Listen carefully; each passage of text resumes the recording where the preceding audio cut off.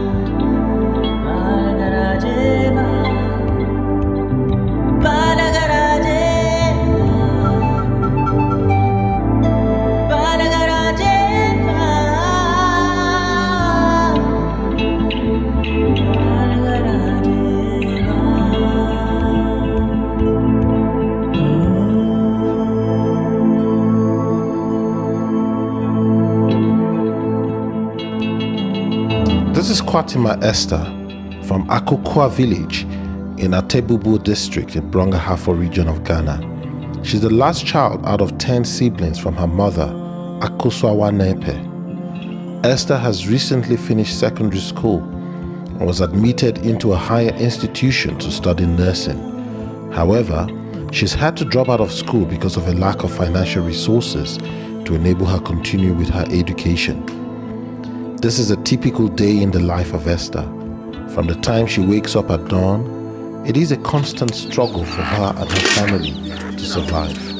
Life has become extremely difficult for Esther and her household since the land of 30 acres upon which their livelihood and sustenance depended was leased out for 99 years to the Amantine Agro-Processing Company for the large-scale cultivation of cassava that is intended to supply local breweries as well as export purposes towards the production of ethanol.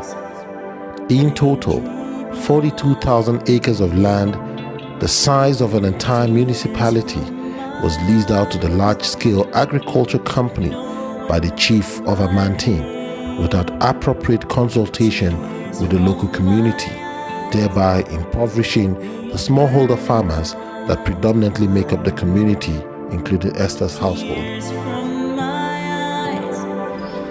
My mom is 65 years old. This is the place that my mother lived, and he gave birth to us. My father has traveled due to financial problem, but he's old man. He can't work at anymore. So she's in the house wherever he is. And my sisters here, they are not, my sisters that with me, they are not here. All of them are in Kumasi and some are in Atebebu. When this company came, that they have sold the land to them. So they are come to work on it.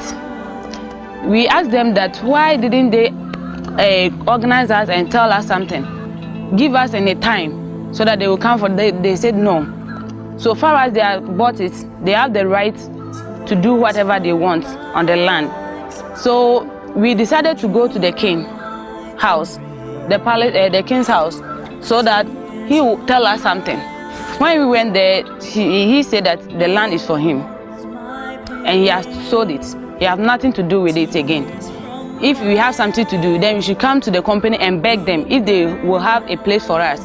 There are many places that they have sold, apart from Akokwa. We have found for Tietia and Yankroma. All those places, they have sold it.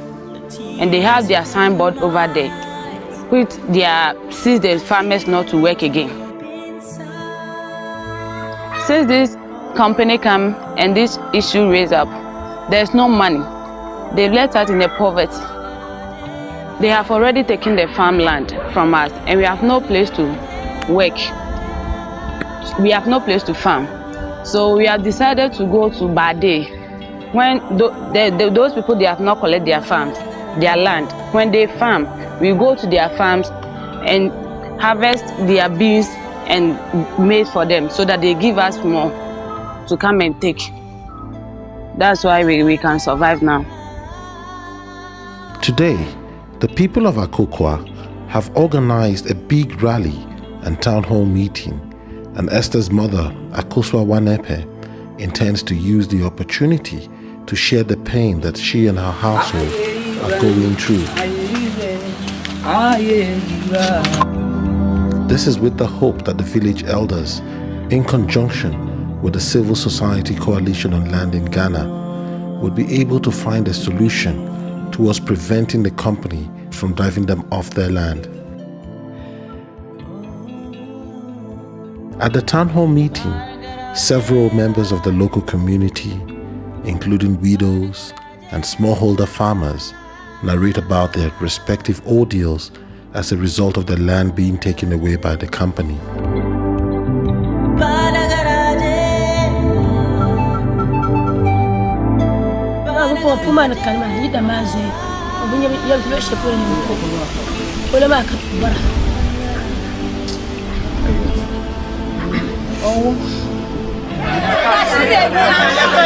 Emotions run high as this is a very sensitive matter for the community members.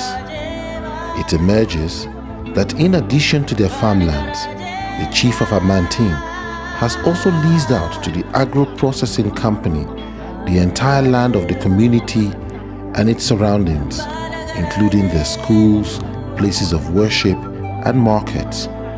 The meeting facilitator, Ebenezer Bediako, who is the national coordinator of the Civil Society Coalition on Land in Ghana, is perplexed by the extent to which the rights of the community members have been violated. What they are saying is that they came and took over the land from them without consultation. There was no consultation before the land took over. They also mentioned that they've also not been compensated and that several acres of land have been taken from them. This one in particular, they took 22 acres of land from this gentleman. He was not consulted, he has not been compensated, and nothing is happening. And there was a classical point where this woman, as I've heard, lost the husband. And the only source of livelihood was the farming. Unfortunately, they took over the farm. And that is a widow, and he doesn't know what to do. Well, they need to be dialogued with. They want their inputs to be factored in all debates, from the chief to all the land sector agencies. They are also calling on the government and the public sector agencies to come to their aid. You have law enforcers, lands commission are there as state institutions. They expect the district assembly, the municipal assembly are also there. They expect these organizations, these land sector agencies to come to their aid to rescue them from there. So here's the dilemma. While the company has legally leased the land from the chief of Amantine, it has done so in a manner that is not up to scratch in terms of international human rights law, particularly in terms of the level of consultation, compensation, as well as adherence to the principles of free, prior and informed consent of the affected communities. Often, these land deals do not have adequate environmental impact assessments, social impact assessments, or even human rights impact assessments. They tell us that they will give us another land, but the place that they are giving to us, there's more water. You can't do anything over there. You can't plant, and the place is also far away. We can't walk to that place and become doing up and down. But they have a tractor and cars to do that work. Just that place is not good for any work that you can use. While the company believes that it is doing a lot of favors to members of the community, the company's footprint, in fact, adversely affects the livelihood as well as the sense of security and well-being of the community. Like the woman is saying, actually, she was working somewhere, she came here, but the husband has been helped, I know, with agrochemicals, plowing free and all those things. So I'm even surprised people are complaining that they are sucking them from the land. Meanwhile, you are still working on the land. Nobody is sucking. But what is happening now is that farmers will still insist that where they've been cropping, that's where they want to crop.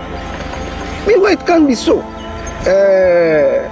So I actually want to know why the community don't want to move from the near place to the far place. Any reason?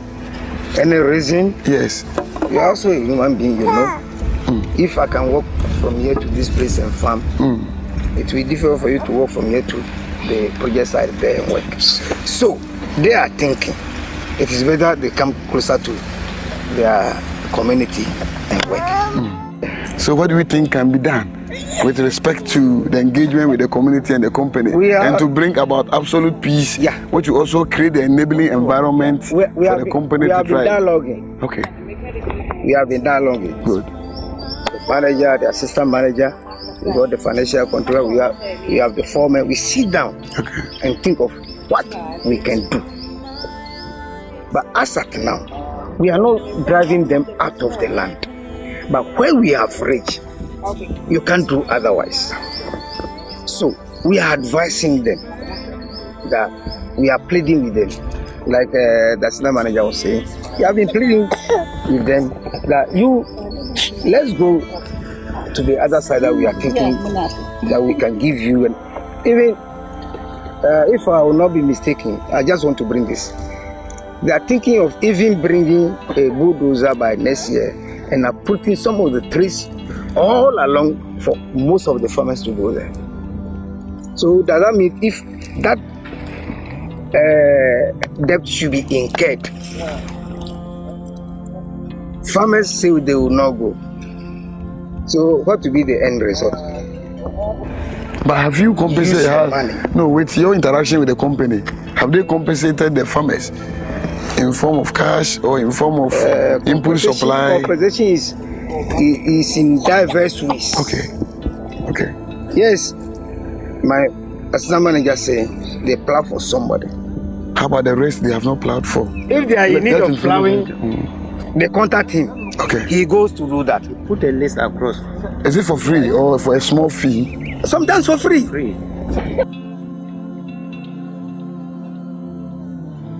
It is obvious that the company is in denial regarding its corporate responsibility to respect the rights of members of the community, particularly in terms of internationally accepted standards for resettlements, which require that such processes be underpinned by the principle that the community should be better off in the long term. The affected communities within the Amantin-Atebubu district are just one example of land grabbing in Ghana, which has become so widespread in the country as a result of the shortfalls in the land management system within the country. Ghana operates a dual system of land administration, in which customary and statutory systems governing land overlap. The majority of land in Ghana that are often the interest of large-scale acquisitions are customary lands that are held informally under customary land tenure systems that differ from area to area. In this regard, traditional leaders play a significant role in providing leadership and the institutional arrangements for the administration of such customary lands.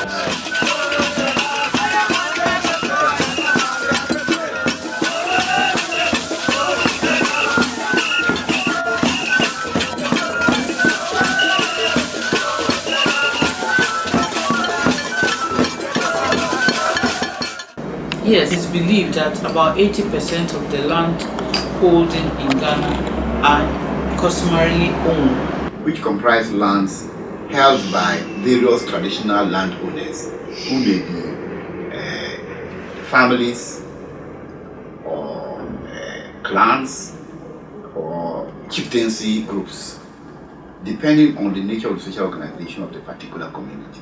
In Ghana, land is group owned and interest in land is group held. This means that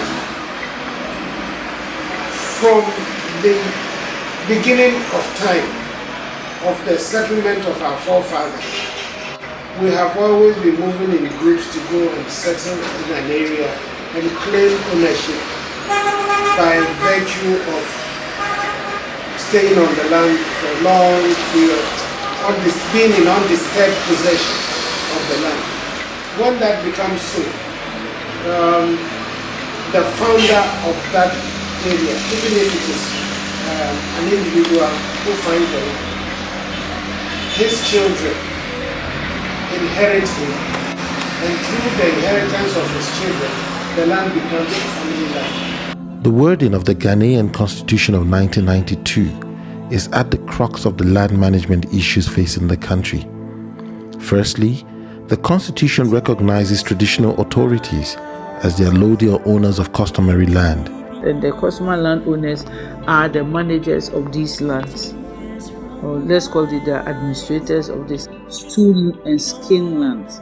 When I say stool land, I mean the lands that are administered by the customary landowners and who sit on stool in the southern part of Ghana.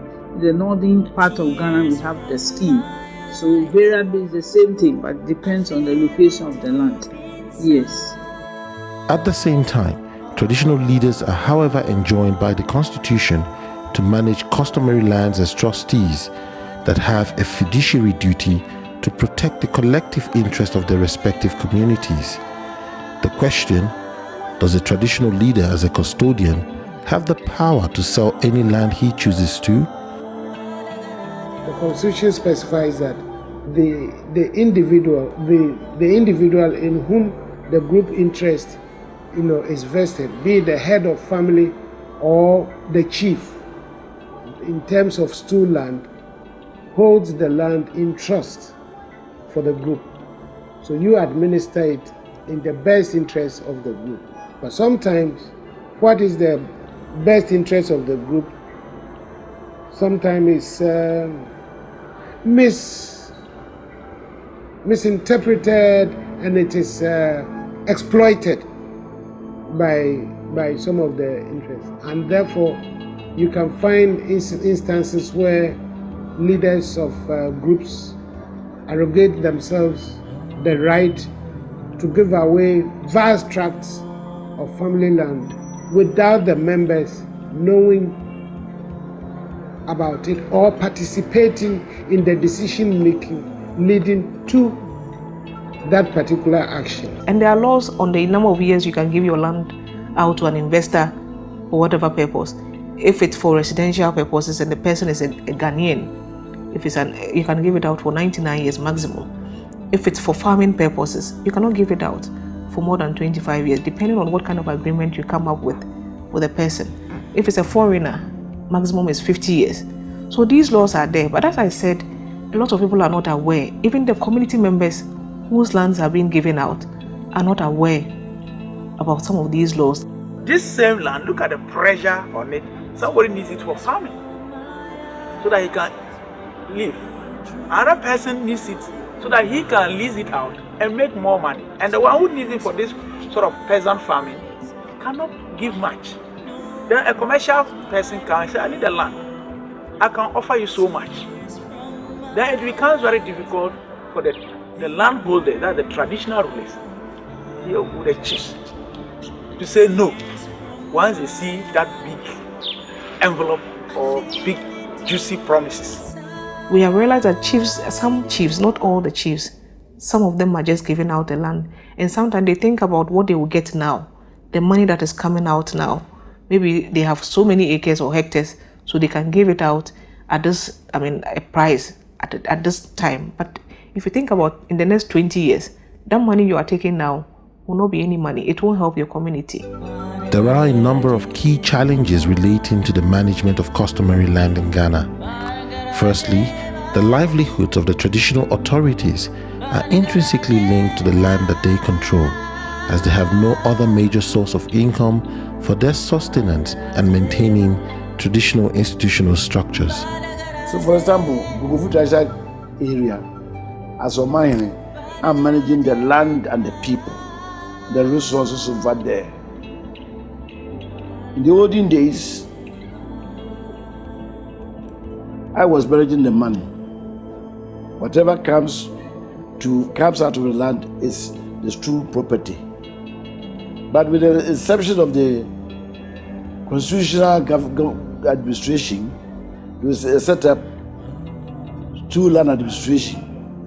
And whatever revenue that comes from the land is invested in the two land. And they apportion the money to us. How do they do it? They say for managing the two lands for us, they want to charge us 10% of whatever money they collect from our lands. So for example, Bukufu Treasure Council, out of the 90 which has become 100, 55 goes to the district assembly, which is at Amansia East, centered at Bekwai, Ashanti. Then 45 comes to Treasure Council, with 20% coming to me as the stool occupant to maintain myself, to maintain the stool attendance, and to do all other things that is within the palace. And then the 25% remaining goes to Treasure Council to run the Treasure Council. Na bra ne fe kasa na ba be pia ba na tumi bi mpie mfiri kasa no na enye dem emra enti se me gina ha ba go a na nia mpanin na bai e fi South Africa ba be boa ama bribi aboman mu nia wasene. Traditional authorities in many instances lack the technical capacity to deal with the complexities in the management of their land. This has resulted in land deals that bring little or no significant benefits to the local people in both the short and the long term. This includes the knowledge about how to negotiate land deals in terms of market value and beneficiation. Often, environmental and human rights issues are not well managed in accordance with international standards and norms. As a result, local communities are severely disadvantaged, particularly women, widows, the elderly, and other vulnerable groups. African women, we are suffering a lot when it comes to land issues. And even our home, our domestic, we are suffering. A woman cannot go alone and acquire land unless her husband followed him to the place. Then the husband will take it before he will give it to the woman. The woman will start farming, and all of a sudden an estate developer will come and the land will be sold to that person without the knowledge of the woman, and no any gratitude will be given to the woman. They don't even think about what would the children eat, how would the woman survive. Despite the expectation in terms of employment and infrastructural development from corporate investment in land, communities have experienced that these promises have usually gone unfulfilled. Most often, they are not included in the related contract documents. When they come and say they don't do anything for the community, even if you are using my land as a commercial something and you are paying a gratitude to the community, fine, we will use it to do developmental work in the community, but you are using it without giving us anything, and which is affecting us a lot, especially the women. We are suffering with our case. Argument is, yes, when they come and take it on commercial scale, they will provide employment for our people. Well, once you are providing employment for them, and probably increases the production of whatever you are doing, you are destroying other people's livelihood too. So you see how complex it is. What are the farmers who consume the bulk, about 70-80%, who haven't gotten the work? What do they also do? It is important to note that there are alleged instances where government unilaterally allocates customary land to foreign investors directly for mining purposes. The Chinese investors were given topo maps, and they were shown areas that they could have gold mined over there. They went to these assemblies with those maps and registered there. And if the assembly cares, he will send a copy of that government is giving this out. Minister of Mines and Natural Resources is giving this area out to expatriate miners to do mining there. And you have signed up this. It is for your notice. And look at those galamsey as the mining, the small scale mining. They are spoiling our land. They're going without any permission. You see a China man with a little two people start mining. After they will leave all the holes there, and when the water for there's a rainfall, it goes overflow and it will go to a lot of people's house.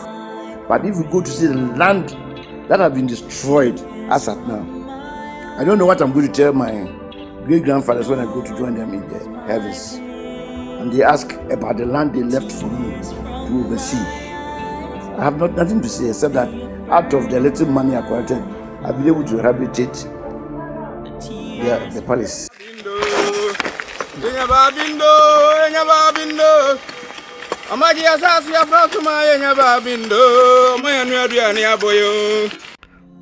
Out of concern for land management issues in the country, the government of Ghana has been trying to put in place certain measures to strengthen economic governance of land. Given the shortcomings of the legislation which earlier governed lands, particularly we take Section 14 of the Administration of Lands Act 1962, it was necessary to come out with new guidelines. One, ensuring that all persons who have interest in land play a role in the grant of any land beyond a certain acreage. The second issue is about the nature of the use. The focus essentially is to ensure that as much as we are able to produce industrial crops, we should not also lose sight of the fact that food security is the strength of every nation. In furtherance with the land policy, the Ministry of Lands and Natural Resources is implementing a long-term 15 to 25-year reform in the land sector called the Land Administration Project (LAP). This is being done by reducing bottlenecks in the land service delivery, by enhancing land tenure security, transparency and accessibility to land for all stakeholders in the land sector. As a ministry, we are educating our chiefs to understand some of these things. In some of the regional houses of chiefs that we have visited, we have told the chiefs not to give out those lands just like that. There should be an equity. At the last count, we realized that we have about 166 laws governing our lands in Ghana, which we thought is not the best. We need to harmonize these laws to make it one law that can help us. The government is coming up with this land bill, which will be passed into an act. And as part of the processes, we are ensuring that gender is also mainstream in that law, so that we have clauses that also support the interest of women in terms of land. For the traditional sector as well, the Kashmir level, we haven't left them. We are also supporting them in terms of creation of what we call the Kashmir Land Secretariat. These are secretariat that are supposed to be at the ground to register land. I wouldn't say register, but to document, because lands are registered at the regional or national level. Yes, so you can document your interest at that basic level, so that there will be some kind of documentation to whatever land you have, be it farmland, be it your residential property or whatever. It can be done at that local level. While the efforts of the Land Administration Project are laudable, the challenge is that not much is being done to atone for the loss and suffering of presently displaced communities, whose fate seems to depend on civil society organizations that seem to be fighting an uphill battle to ensure the respect and protection of the rights of members of the communities in terms of food security, their access to land, as well as redress for violations of their human rights within the complex land management framework of the country. What we are asking you is that you can beg them. If they are not even going to give the whole thing to us, they should divide it and give us parts so that we can use it now. And if they can even compensate us with some money that we are going to use with that small land, that one will be okay for us.